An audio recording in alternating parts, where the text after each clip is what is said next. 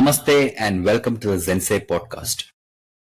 When I first started with this idea of the podcast, the intention was to have conversations with coaches, facilitators, and leaders from different walks of life, practicing different modalities, to share their journey and the richness of the various ways in which one can work with oneself. This episode is part of a series that I'm curating within the Zensei Podcast, where I have conversations with leaders and entrepreneurs who are deeply invested in inner work, where they are able to look deep within, work with their own patterns, meaning making processes, and use the insights to find a more creative and a more dharmic way of engaging with the world, with their business, and practicing a new kind of leadership that is really the need of the hour in today's world.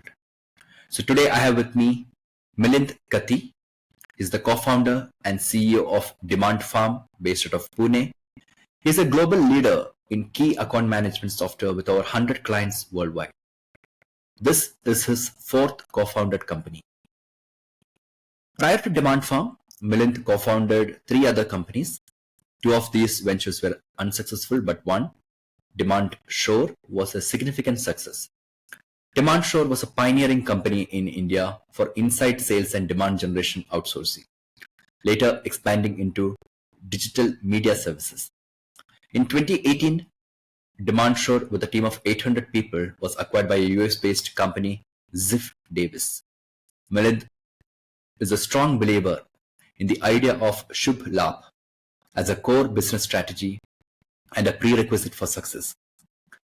Milind was born in Ramdurg, a small village in the Belgavi district, where his father was a college professor. He attended Kannada Boys School in Ramdurg before completing his high school education at Sainik School in Bijapur.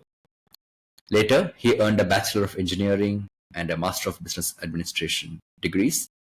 Outside of his professional life, Milind has a passion for sports, history, and the study of Indian philosophy. He is always curious and eager to learn. Today, he resides in Pune with his wife Ranjana and their daughter.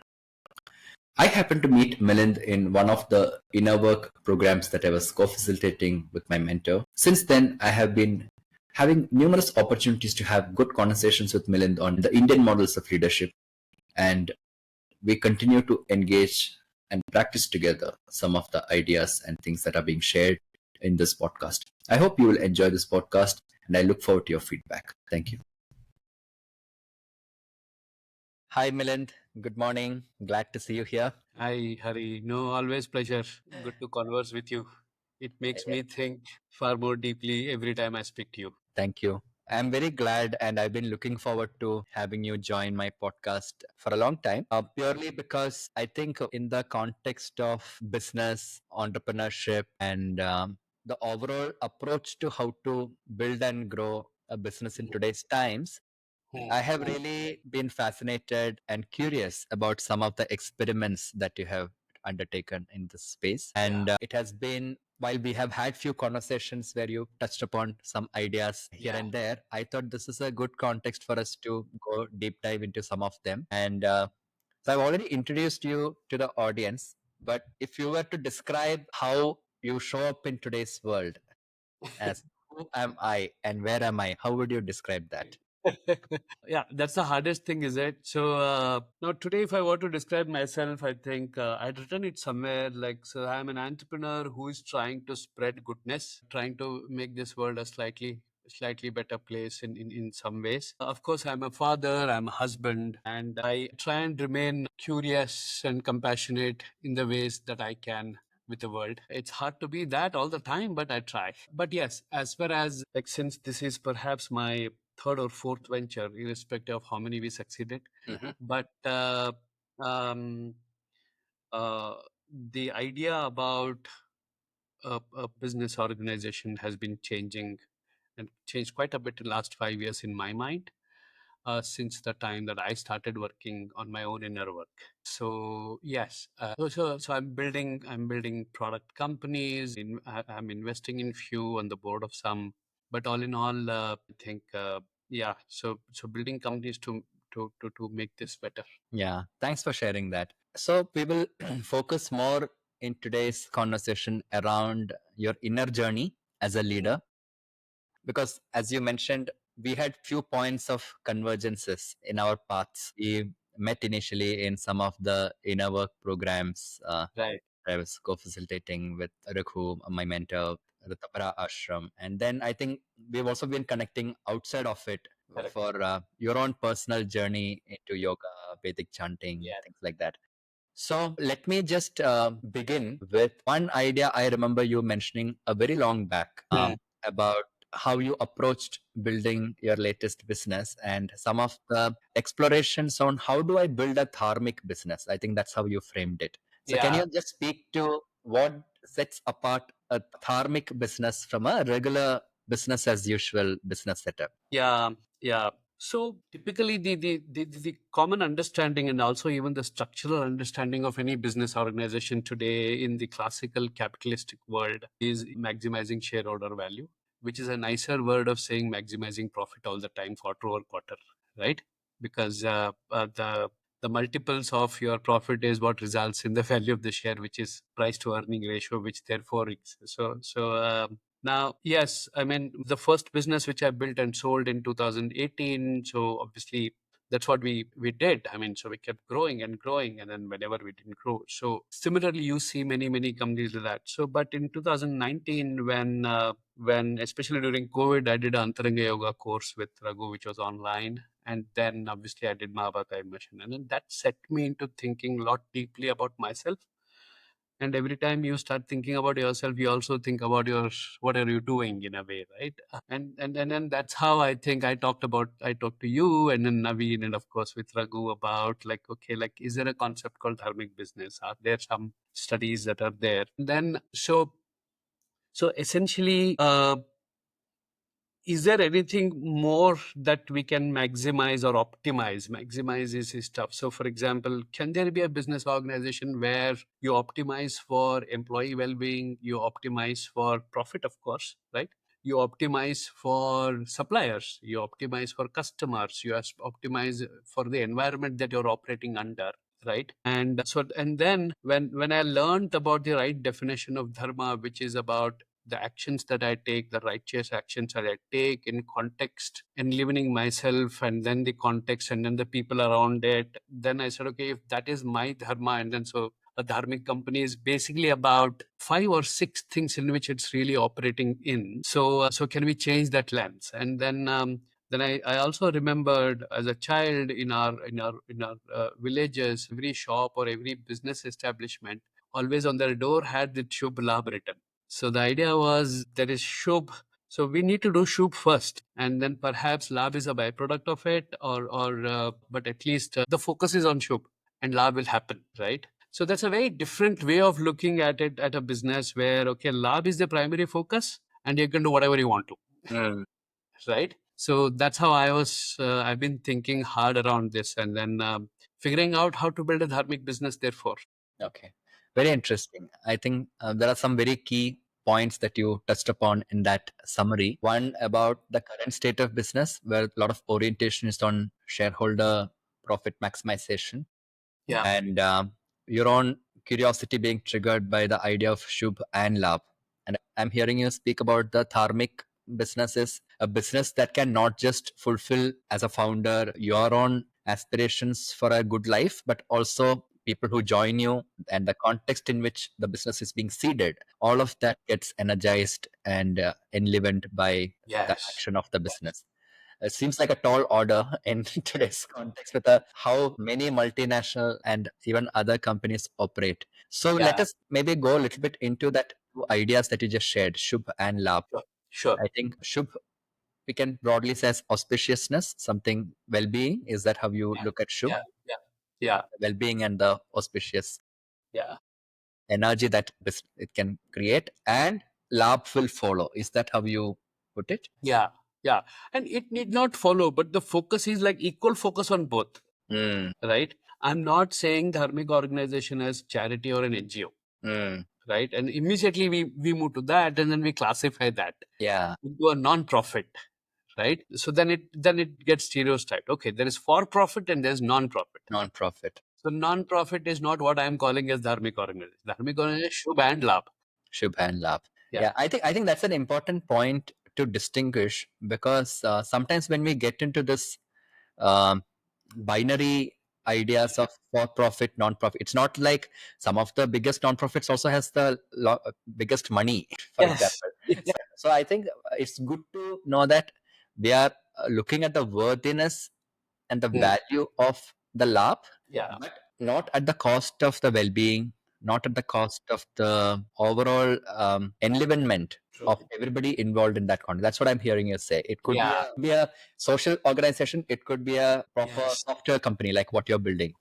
Of course. Yeah. I mean, so we've seen people like Ajim Premji and then Infosys Foundation, for-profit companies doing a lot more on the social front versus some of them non-profit, right? So therefore, it doesn't really put that construct right. So yeah. So let me also just so that we get into what is the actionables that you may have explored, bringing this idea from a theory to practice. I remember a year ago when I was writing an article for Mint Lounge, you had shared with me a few things that you had really experimented and applied in your company when it comes to employee well-being. I think we were talking about the well-being, how to reimagine well-being in the corporate space. So I think this is very laden with the idea of Shubh Labh, right? Can you speak more about what are those experiments? Sure. I think again, typically, like we've been used to this binary thing, like life or work. Yeah. Right. Whereas for a lot of us, life and work are integral part, right? I mean, so why am I separating my life with my work in a way? And then one need not be an entrepreneur to do that, right? Even professionals, they spend significant of their time, both mental time and then the physical time in their work, right? And why is it something separate from life? Right. So we try to kind of make these two things, because a typical industrial era institution where the work was about going to a factory and doing the same thing. Right. But today it's so much part of our social circle is the people that we work with, and our purpose in life is to do something in the work environment as much as I do outside of the work environment. So I think so. Therefore, for us, I mean, some of the things that we try and do is, okay, don't. It's not that, okay, if you have to have more life, then you have to work less, and vice versa, right? So they're kind of integrated again. Okay, there are times there's an assignment that's very interesting that I'm working. I might end up spending 14, 15 hours or perhaps a week. And there are times that I just want to go and relax. So the way we've done is, if you don't feel like working on a day, don't work. So I don't have a fixed leave, for example, in my organization, right? If somebody's parents are like so unfortunate for reason, somebody's admitted or somebody's family member, you can't have 7 days sick leave, right? So we said, okay, if somebody is unwell, somebody is this thing, so we have unlimited leaves, right? And you can also take leave if you don't feel like working on that day. It's fine, because I know that. And so those are that's one. And then the second thing that we said is, in terms of try to avoid all these elaborate reimbursement schemes. The company with, okay, this person can travel, this person can do this hotel, etc. All I've said is, spend the company's money as if it's your own money. How would you have done it if you had gone on your own? And we'll reimburse. Right. So again, when it came to providing a healthcare benefit for our people, I said that okay, all my people are youngsters, like they're 20, 30, 35-year olds. I don't think they will need healthcare, but their parents will. And I would really want our employees to have peace of mind in case their parents fall ill or something like that. So we decided to cover them and their parents as part of our company healthcare policy, including mental health and then counseling space available, etc. So the point is, whatever that we do, can we be very conscious about it? So healthcare is not a perk. Go a little deeper and then think a little bit more about it. Whatever that you are trying to provide, right? Can you do that in a way which is wherein you think deeply about it? Now, Right. the result, Hari, that I've seen surprisingly is, I think in my company, the average hotel room, because people actually, two of them are traveling to the US, they take an Airbnb and stay. It cost me $70 a night per person. Versus imagine if I'd said on a $200 a little bit, they would have taken a hotel with $190. Yeah. And I do that myself too. right? So my average hotel room cost is much lower than what I would have made as a rule, right? Number of leaves that people are taking much lower than what otherwise I would have said, okay, here are 25 days per year, right? Yeah. Because one of the things that we need to realize is when people join you, they join with wanting to work and contribute, right? And keep that, I mean, in a way. So we make rules, we make policies so that uh, so that 5% of bad behavior is kind of controlled. But in the process, we demotivate 90% of the people who's willingly wanting to contribute and work hard, right? Yeah. So can we make rules for those 95%? Right. No, that's very, I think what's coming through in your sharing is the starting with a deep trust in the Yes. goodness of the associates and people who are with you. And as you were speaking, I was also reminded of like my first job back in Google when I joined. This is one quality I experienced at that point, the early days of Google in India, that there's a lot of faith that we trust you to do good kind of a thing. And a lot of things follow from there. And I think I remember one of the catchphrases was do no evil as a company policy, like a mission. What you're saying is there's a certain courage one needs as a founder, as a leader, to begin from that point, like something as this thing as entrusting them to spend on their own as if it's their money.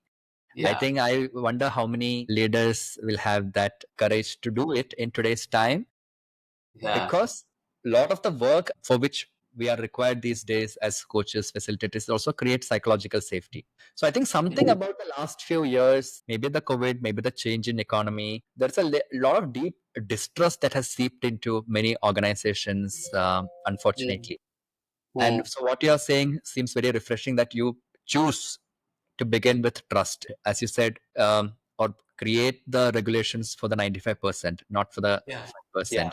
Um, And once or twice, if somebody is breaking that trust, right, up to the 5% of the people who is breaking it, it just comes out on its own. And all you have to do is deal with it. Yeah. Yeah. Right? So, no, that is very true. I really resonate with that approach. And I also wonder, as you share that, what did it take for you to come to that point? Were you always like that when you started your earlier businesses, or something changed along the way? No. Of course, as I said, I think a lot of these changes, Hari, have been last 5-6 years since I started. Not that these things didn't exist, like the streak of whatever that wanted to do, but see, a lot of these things actually happen more once you start dealing with yourself and then start learning more about yourself, is when you start engaging with the world in a better way, right? So it's more within and then therefore outside. So a lot of these thought processes have become more prominent. And I should also say that since this being my third or fourth venture, perhaps I can afford to do this. Maybe a lot of people might want to do this, but there's a pressure from VCs or from investors. So when you get into that cycle, right, then growth at any cost kind of a situation, then it's harder. Maybe I'm fortunate that I'm in a situation that I can do this. So can you say more about this? Because I think it's very important that what is the luxury that is, because I hear it as a certain privilege and a luxury of one is pure time. You have spent so much time being an entrepreneur. So there's a wisdom that comes from that. It is maybe that is something which people can apply irrespective of the start of their journey. But maybe there are also certain elements like maybe capital, or like you said, not being too dependent on VCs for certain kind of deliverable in a certain way. So what would be your learning which you feel might be valuable for a new entrepreneur in today's time? If they feel inspired by your journey, should they wait for some time for certain kind of prerequisites before some of these experiments? No, I think if I were to go back, I would do this again. And therefore, obviously, if at all there's an advice that I can give to an young entrepreneur, just to start with this. It's very heartening. It's the best way to build a culture, build people loyal to you, working hard, and then going after purpose. Really, that's the only way. And especially when you're a startup, you can really do all of these things. Once you are 200, 300, 400 people, then it becomes even more harder, because then your policies have to come in, and then because it becomes a little bit more, although I don't believe that they should come in, but until 100, 200, 300, 400 people, you should be able to do all of these things, right? Just trust people inherently. They will give you a lot more than you expect. Mm. And I've seen a lot of founders do this, Hari. I mean, more and more nowadays. We must definitely avoid this growth at any cost kind of a syndrome. Yeah. I really don't like this. So around 4 years ago, for a SaaS business, SaaS product business, it was like triple, triple, double, double, double. So there was a formula to get to like 50 million, 100 million in ARR, right? And like, okay, 5 years, okay, like 1 million, triple, triple, triple, double, double, or some rule was there. That's what VCs were looking at, etc. And then yesterday I was reading an article where 35% of unicorns are actually not even growing today in the US of last 4 or 5 years or something like that. So it it it doesn't help in the long run, right? So what we hear about is when somebody became a unicorn. How many studies are doing? What happened after that? And you'll be surprised to know, like, having become a unicorn, most companies still die, right?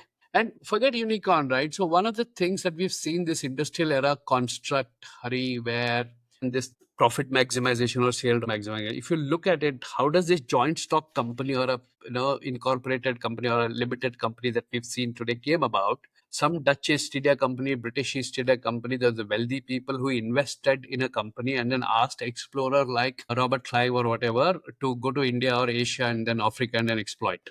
Right. So the whole concept was this, in a way. Okay, there are some people investing, some wealthy people, and some entrepreneurs who are going and exploiting to make money from those wealthy people.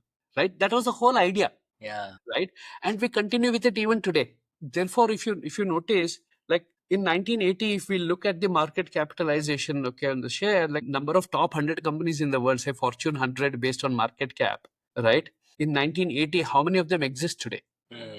Or in 1990 pick top 100, in 2000 pick top 100, right? Why is that? You're the one of the largest companies in the world with all the power that you have, with all the talent that you have. Why do you die in 20 years? Because at a certain point of time, that maximization of that shareholder value becomes self-defeating. Yeah. Right? Eventually you split the business. Okay, the first sign that you start doing is you start acquiring revenue, because you need to answer that analyst in a next quarterly earning call. Yeah. People are living for Wall Street and in Bombay Stock Exchange or NSE today, right? Because they have to answer every 3 months. Yeah. It becomes self-destructive. Therefore, all companies die. So is there a new way of doing this then? Yeah. Very true. And I guess those ideas are here. So we built one of the world's largest economies over a period of 3,000 years ago with 25% of global trade before the British came, and we did well.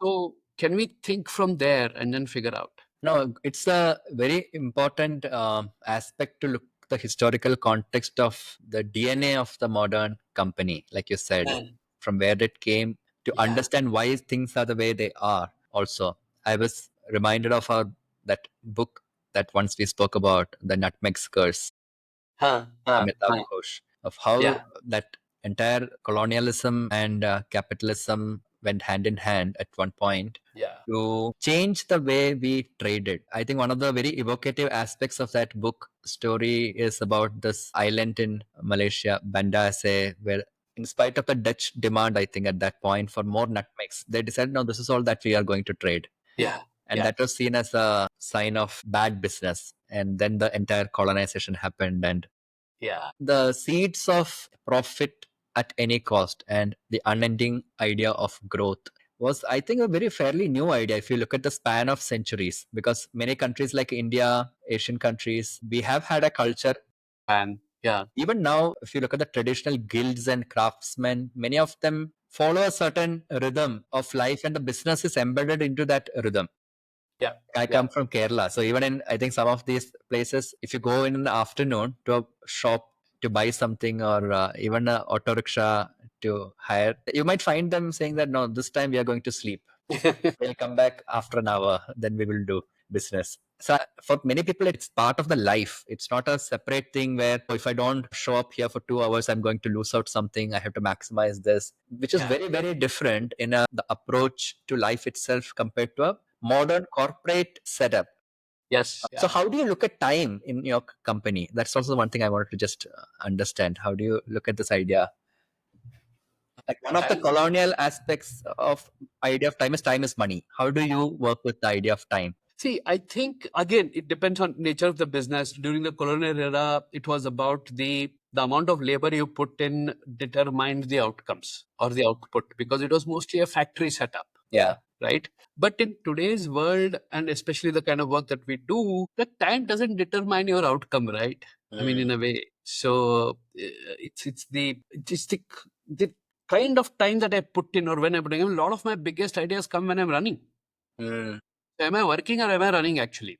And a lot of times when I'm sitting on a vacation somewhere on a beach is when you're actually thinking about few things, or in the early mornings. So, and if somebody is kind of dealing with a problem, it could be problem in their function in their office, or it could be a problem in the relationship, is what is top of our mind. And then we think about it and we try and find an answer to it. So I don't think it's a function of time in this knowledge era where we are trying to build this. I would rather have somebody like one of my most intelligent CTOs or a software architect spend his best 2 hours and then like come out with a eureka thing. Therefore, I'm not so much of a time person. And again, therefore, we don't have clock in and clock out hours in our company. Okay. We don't have it. So you don't have to spend time tracking. Did they really work 8 hours? 10 No. hours? Okay. No, okay. So we stopped it, saying that no. I mean, so let them let them come in. But again, I'm seeing that people work harder in an environment like this. Yeah. We just have to trust them. Yeah. And if somebody is taking advantage of this, we'll get to know in a month or two. Right? And all you have to do is just talk to that person, right? But you're keeping the other 90% motivated. Of course. Yeah. So that's so Yeah. Time.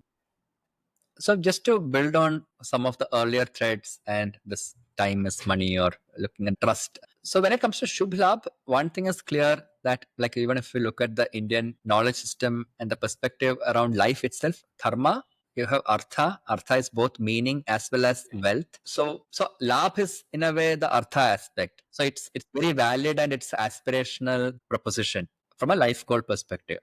How does one sense when this Labh turns into lobe or greed? Because that is a very thin line, right? So in your own personal journey, have you found yourself treading that thin line? How did you discern? Yeah. So therefore, the definition of dharma, or if I call it as a dharmic samstha or dharmic organization, is where whatever that the action that you are taking, is it helping all the five stakeholders? And in my mind, the five stakeholders are the shareholders, the employees, suppliers, customers, and then the environment in which you operate in. Right? You're a mining company or a shipping company or a manufacturing company or automotive company, whatever that environment, because the environment for a company differs. Correct. Right? So is this kind of helping more of these five entities or no, is the question. If it is helping only the shareholder, then there is an imbalance and it won't sustain. Right? Of course, we can't keep all five all the time happy. Yeah. Right? But like at least is this decision of mine helping three of the five, for example? At least at any moment in time, right? And then being aware of it in a way. So yeah, so that's and if we keep, for example, yes, we did go through huge headwinds, our own mistake, my own mistake that I made in running this company, and then suddenly we became the labha became too low, so that actually the shubha of rest of the employees and the customers was being questioned, which meant that we had to downsize. Yeah. Right? Yes, it is it's a dharma sankata, but how humanly can we do it? I mean, I did it myself, spoke to people, and my first responsibility as soon as we announced, my thing was, yes, I'm not asking you to go, I will first help you find another job. Because I can't afford it right now, or for whatever reasons. Yeah. So the question was not making them go, the question was finding them another job. That's how I approached it. Very good. Yeah.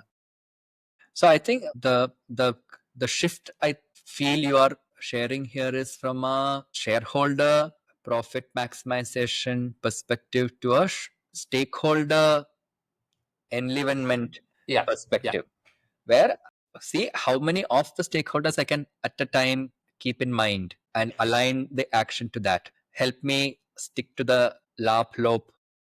Right. track, which is really good. And I know that because we've done some interventions in your company also, that you're also one of the people who went extra mile to rebuild the trust and also look at some unconventional means of helping them create space to share how they feel and things like that, right? So I just wanted to get your perspective on this entire idea of employee engagement or talent development, because you didn't choose to do a traditional training or anything. We went and played a game, right? We did a flow game with your team, and there was a lot of evocative sharings. How are you looking at the current generation of the workforce, and what kind of spaces do they really need to feel that trust with the leaders in this difficult times? Because every company will have to do all these actions at one point or the other. So what's your learning from this? Sure. In my mind, employee engagement is about creating a safe space for the employee to be vulnerable, right? So, because that's when the organization is actually engaged with. Because if one can't be vulnerable, then what is the engagement, right? Now, Right? unfortunately, a lot of employee engagement initiatives gets reduced to a fun activity. I know. Yeah, yeah. And it's very short-lived. That engagement is over the next day, right? And in fact, I have seen it counterproductive, where okay, you go fun and then next day you come and work again. So which means that okay, this is not fun, Right. right? So I'm the employee is engaged when I take him out to a resort and then play games, but employee is not engaged on Monday morning when they're working, right? So it's such a Disconnect. bad discipline that we're putting it. So yeah, I've never done any of these fun game outings, right? I'm also not a big fan of reward and recognition once a year or once a month, employee of the month, because what I noticed in my previous companies is like instead of motivating that one person who you reward, it kind of demotivates somebody else who you don't. And it might also make this person's little bit more in which the person who receives this. So that's what I saw over a period of time. Very interesting. So okay, one other very this thing that we need to look at is which have changed on last 5-6 years is, so every time if something has gone right or if something has gone wrong in our strategy, in our actions, in our projects or something like that, it's very easy for us to look at who was responsible for this mistake or something like that. So instead, I'm pushing very hard to forget who, figure out what went wrong. And in all that, most of the times it's the system. So because it's very easy for us to look at, okay, who was responsible for making that mistake? Either you reprimand or worst case you fire, you shout, blah, blah, blah. But that mistake doesn't go away. It'll happen again. Right? So, and the same thing is when something has gone right. Suddenly I win a large deal or we do something really big. It's not that you reward that one last end salesperson who brought in that deal, because there's so much has happened. Yeah. Right? So what went right in winning this deal instead of who got that deal? So right? Mainly to depersonalize it, make it more systemic. Yeah. So who went wrong rather? So what went right or what went wrong instead of who? Right. So then, therefore, then we look at it. Okay, how collectively we achieved something, and how, as a system, something is faulty. Therefore, we correct it so that we don't make a mistake. So yeah, I avoid who question all the time. So this is something you are taking as an action of not connecting to individual or going to who, but what. But how do you create that culture in the organization? You mentioned about vulnerability as one key need for. So what are maybe, so we saw in flow game, there's a lot of engagement, but what are the things that you have seen as working? Like if somebody listening to this want to see, because vulnerabilities are such a touchy topic in current context, if you don't have trust in the first place, but vulnerability is needed for people to open up and build trust also. So what is the building block of creating vulnerability? Very important question, Hari. Yeah, thank you for asking that. So one, of course, is the founder conviction in this belief, right? One, but founder is not an expert in making this happen for sure, right? We need the help of experts like you, or in our case, like you. I take your help. I take Amit Mattu's help. There's several people, so with whom I draw upon, talk to people, and then so the true organization development in the Dharmic sense, it's a lot of hard work. So even yesterday we did a 2-hour session on, there's one initiative that I was trying to drive for almost a year now, in terms of there's something that I wanted all my people to drive, but somehow it is not happening. And then I discussed with ROD consultant, and we're talking to him like this is not happening. Then so I guess I'm so passionate about that initiative. I keep talking to everybody about like, hey, do this, do this, do this, but people are not doing it, or it's not that they don't want to. They're trying, but they don't get it. So we said, okay, maybe there's something deeper in it. So we did a small workshop yesterday, actually, as we speak, on 2-3 hours, and then figure out, okay, tell me like, okay, what does this mean? And then we created that space again as an example. So there were some people it was hard to do, like for something that might come naturally to me, it's very hard for someone to kind of get to that. They take the easier route. And for some people, so whole lot of things came about. Then we're saying, okay, how do we make this happen in next 1 month? So yes, I think we need to, and trust me, it can't happen with the traditional HR route. It's an OD route. OT. And that to a very different kind of a mindset that is required for this thing. It's hard work, but it's been so rewarding for me in this company that I'm currently building. And then so therefore, even when we did Flow Game, Hari, I think it was a no-brainer in a way that, okay, no, we need to do this. Otherwise it would, and it helped. People came together. Yeah. And at the end of the day, I mean, they asked questions to themselves. Yeah. And when they see consistently that I can go to someone with whatever that I'm thinking, but there are no bad consequences around it, when people see it consistently, I think it will happen. Yeah. No, that is very important. So what I'm drawing from your sharing is it cannot happen on its own. It's just like how some of the dysfunctionalities can not be pinned onto an individual, but it's part of the systemic design. Creating vulnerability is a context that is created by design through a lot of hard work over a period of time, so that the psychological safety and the openness to ask difficult questions and be willing to listen to them gets created. And it has to be co-created and repeated, iterative process. That's what I'm hearing you say. Yeah. This one. So basically, what does it lead to is that can we have people authentic and sensitive at the same time? A lot of times, like, I want to be authentic, and then but I'm insensitive to my colleague because I am authentic. Yeah. And therefore say something, do something that way, right?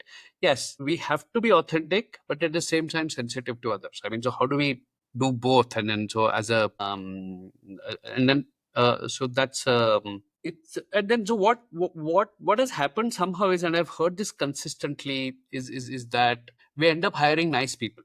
We don't want jerks in the organizations. We don't want like so I end up hiring nice people. They in turn end up hiring nicer people. So it's just like such a nice this thing. I mean, yeah. I think that's a very important combination that you shared, because sometimes people make authenticity a excuse for being unkind and aggressive and violent.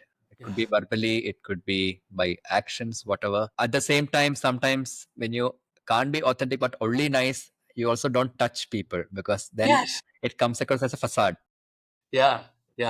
And I think this is something that we've heard many times in leadership programs of how a predominantly empathetic, kind leader, how do they show up in today's corporate world? Because there's a fear. If I show my authentic kindness, I heard this in some programs that she said, I can approve this leave, but if I do that, and I know it's a real need, but I am afraid if I show up as being so kind, I will be taken advantage of, or I'll be judged upon as a weak leader here. So have you experienced any such dilemmas for yourself when you try to practice this being authentic to your team versus being empathetic?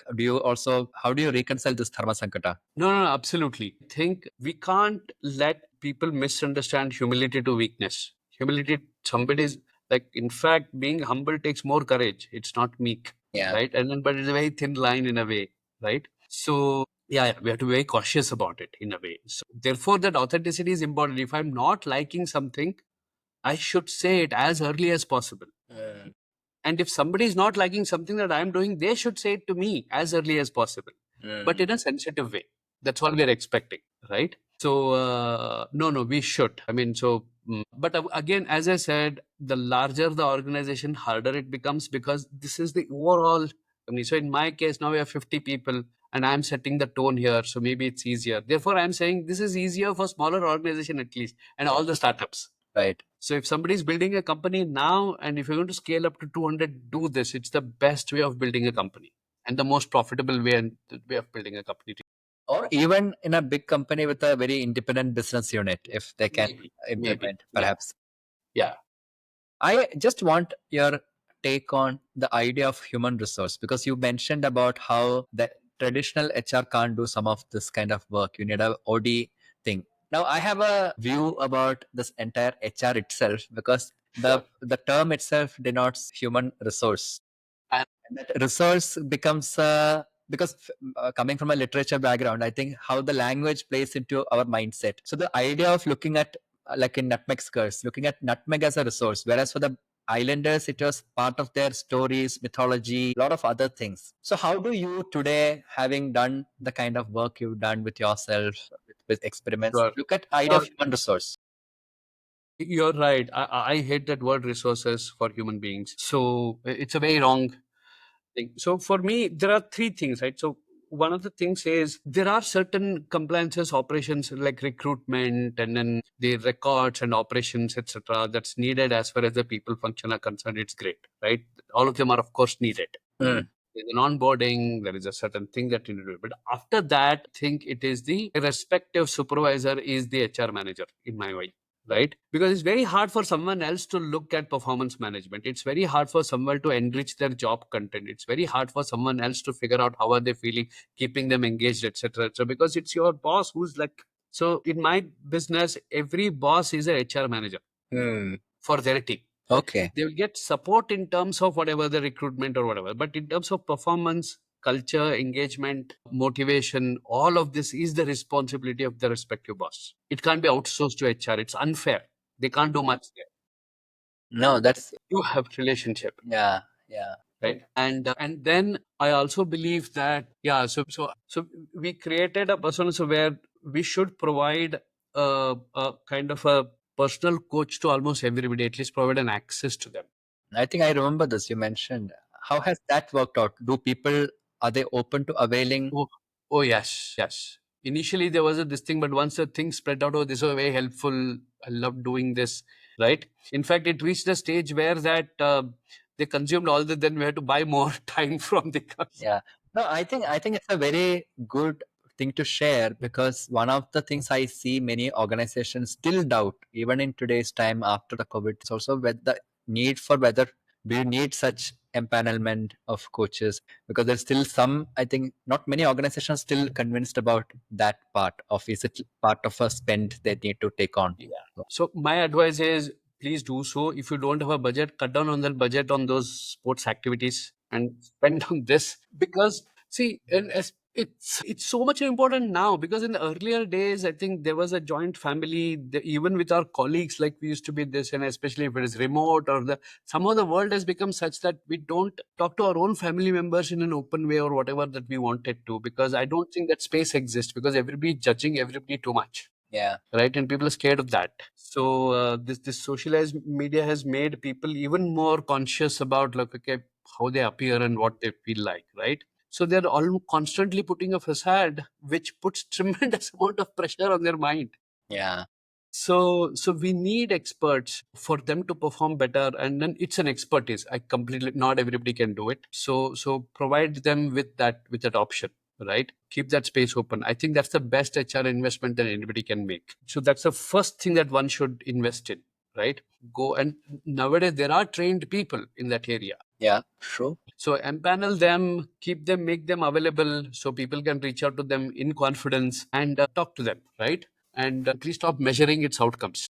Yeah, that's also these are so subjective. You see the difference the way they show up after whatever they do. Yeah. So see, again, so one of the other things that for last 200 years, because of this profit maximization, everything is an ROI thing in an organization, right? It need not be, because ROI again is only means that I'm maximizing one part of the 5 elements, right? So sometimes nowadays I'm wondering, like, let's say, for example, right, 500 salons run by women in each locality where they have their customers who are their friends in their locality, versus one publicly listed salon with 500 centers. Who does better for the society? Yeah. And the employees? Right. I think that the former, right? So then how did it help the scale? Because what they do is they put a process, then there are these employees, right? An employee has to do manicure and pedicure in 10 minutes. I mean, they put a SOP around it, right? Whereas if you see a mom and pop shop, somebody will come, they're talking, they talk about their family, they know everything. I mean, so it's such a close-knit thing. There's so much more happiness in that space, right? Yeah. So therefore, I've started questioning why scaled businesses are the only answer. Yeah. Right? When you're saying this, I am reminded of that beautiful book, Small is Beautiful by Schumacher. And when I first read it in school, it looked like a very revolutionary thing because it was just the onset of all these big companies. Village. Yeah, in my village, again, you think of it this way, right? A scaled edtech with provides it online versus that tuition teacher who we went to for one specific subject, right? They didn't want everybody to get 98. No, they knew that, okay, hey, this guy is like 40%. If I take this guy to 60, I'm happy. That's all my job is as far as this kid is concerned. Right. Somebody else is at 80, so can we take him to 90, right? So they're very personal. They knew us, they knew our parents, they knew what we could do. So it was such an intimate. So again, 1,000 tuition classes versus one tech process driven. Because what is happening there? One is the customers are not happy, suppliers are not happy, etc. etc. What that's there. At the same time, what are you maximizing? VCs of the tech. Yeah. That's all you maximize, no? Yeah. Not even their employees. Yeah. Not even their content creators. So focusing on an alternate idea and exploring what could be a more fulfilling way, which could also not necessarily mean you can still make profit even if you don't scale to the extent of a mega giant. So there's two more things as we wind down on this conversation. So one of the things I ask most people who come for this podcast is also about how they work with their intuition, because as you know, I do a lot of work with intuitive things, and I've always found this one paradox. Like once I remember asking in LinkedIn, how many leaders make crucial decisions going by their gut instinct? On the poll, many people said most of the time, but I don't see many people often acknowledge this, maybe because it's also a product of our times where don't show up as making very logical, rational decisions. It's seen as a flawed decision. So I'm just curious to ask you, as a leader, what is your relationship with your intuition, gut instinct, and how often have you seen it very aligned to your highest good or to the way things have worked out? Sure. Actually, I think I don't want to make this into a data-based decision versus intuition-based decision. Now, end of the day, even when you look at the data, it's the intuition that works on that data, because the same data can be seen differently by two different intuitions. Of course. So 95% of the time, or perhaps 98% of decisions that we make in a day, in a month, in the business context, are about the incremental outcomes, right? Okay. In that case, don't use too much of intuition. Use the available thing, because all you're doing is the incremental thing, right? But I guess the gut feeling of a founder or a leader comes into the picture where you take a call which is usually counterintuitive, but only that will create a transformative outcome. Good or bad? Yeah. Okay. Can go either. Right? Yeah. So non-intuitive decisions are something that we do with our rational mind is only can take. Like for example, you take anything, right? Somebody invented a new cricketing shot, or even Einstein's E equal to MC square, or something that came about. None of them have come by rational mind, right? It doesn't mean that they've come from irrational mind, by the way, but they've just come from something which is far more deeper than rationality, right? For example, my decision to become an entrepreneur, if I had thought rationally, I would never have become one. Yeah. Because none of the things were There's no data to substantiate that you will be where you are. right. So obviously it could have failed. Therefore, I said outcome can be anything, but only thing is we hear about the positive outcomes when somebody has got an intuition, right? So when we talk about that, like, so we don't talk about like because of the intuition somebody got out. We talk about intuition like when like for Shoaib Akhtar when Sachin Tendulkar hit that six behind the wicket keeper. I mean, so so the transformative things, right, whose outcomes can be either way, is where I think we have to eventually use our intuition and be sure about it, be aware about it. So does that answer? Yeah, it does in a way. What I'm hearing is for that to have a certain refinement, because sometimes intuition can be easily confused with fantasy. Yeah. Fears, sometimes when we don't own up to our fear, the fear will drive certain things and we will think it's an intuition. So I think part of that in my work I have found is also to have that clarity of what is my inner location. So that defines the sensing of the context of my action. Where am I coming from? Where am I looking at something? All these things. Yeah, that's where I think the program that you facilitated for me, that MI Hari, is when I was able to look at one of those couple of which archetype is like strongly coming in. I really worked a lot around it after that. Yeah. Few things did touch when the program that I did at Cochin, right? The Yes. Mahabharata immersion, wherein I think being a judge in certain contexts, being a victim in some other context was playing heavily in terms of, so those are the things that work. So then you work on it. Yeah. So in your intuition, you don't have these things come in, but your intuition become a better Correct. thing over a period of time. Yeah, you're right. No.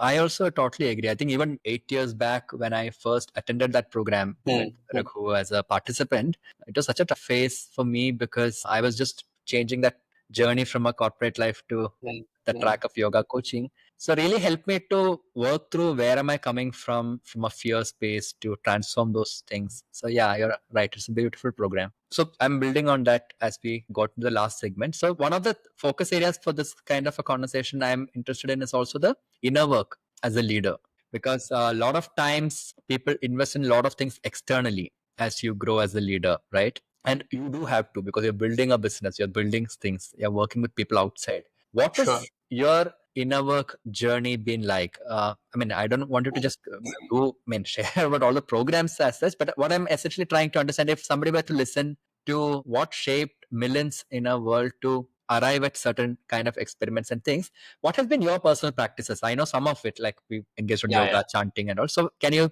maybe touch upon what are the core elements of your personal sadhana, inner work, that has enabled you? Sure. No, I think one of the things for us is any form of pranayama, asana, chanting, etc., helps a lot in terms of understanding us, like sets the mind for dealing with the world better for a given day, right? I mean, that's something that I realized around 5-6 years ago, and I've been like trying to work a lot around it. I do focus on asanas. I do focus on pranayama in my own way. I've been wanting to learn it better though so far. But one other thing that I started, of course, is the Vedic chanting. I'm very fascinated by it, trying to learn the way it is to be done. So these couple of things, and I think journaling end of the day, or at least once in 2-3 days, also helps a lot. This started from our MI, wherein we're supposed to look at a significant incident of that day. How did I engage? Were there any of the archetypes that got were weighing on me or being on me? So things like that.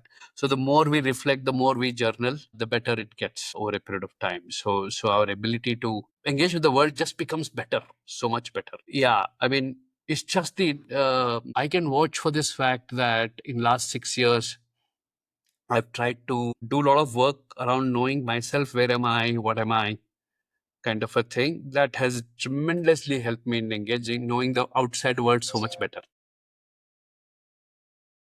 Very good. I So think these are valuable things for, especially because sometimes I feel one of the sad realities I see is often, I'm just sharing a personal thing. When I moved out of corporate to begin a venture of my own, one of the things which, out of protection, need for protection from the family, you know what, business is not for, it's for people who are little cunning. That is the statement that came from my family. I know that was the We are afraid if people will cheat you, you become naive. So I think I had to also a lot of fear around these things as we did, but luckily had good mentors and practices. What you're sharing about this spiritual part of our inner work and the external building of businesses working is not separate.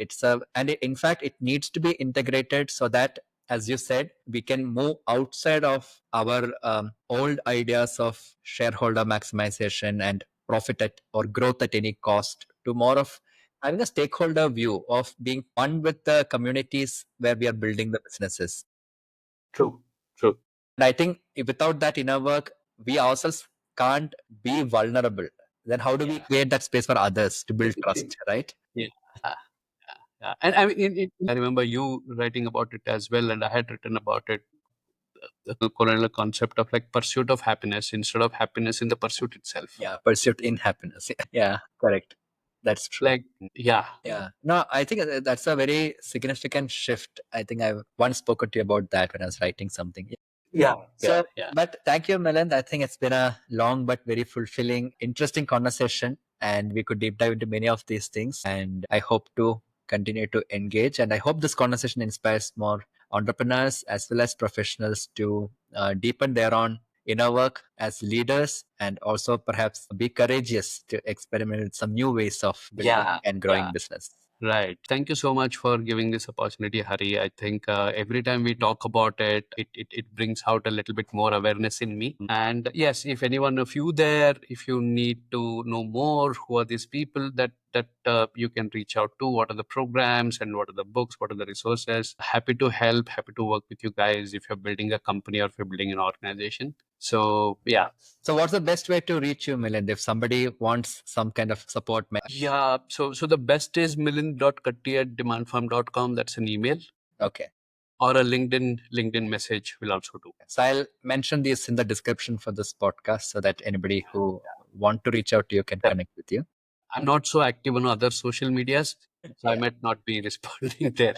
But Fine. LinkedIn I look at, but it's too crowded over there. Too many emails come in LinkedIn as well nowadays. But I do look at the LinkedIn messages. But yeah, an email to me directly. That's the best way. All right. Thank you so much. I think maybe we'll have another conversation on something interesting sometime later. Would love. Yes. Okay, then. Thank you. Thank you so much. I hope you enjoyed this conversation with Milind on building a Dharmic business and his journey through inner work. If this podcast conversation has piqued your interest in exploring how ideas from Indic wisdom can be applied and integrated with your own leadership in your personal life or professional life, I invite you to express your interest and join the waitlist for my upcoming pilot cohort of the Yoga of Leadership. Wherein I take you through a 12-week online journey of fundamental ideas and practices around leadership that are anchored in Indian wisdom traditions. You will receive further details after you express your interest. Thank you so much for listening in, and I'll see you in the next podcast.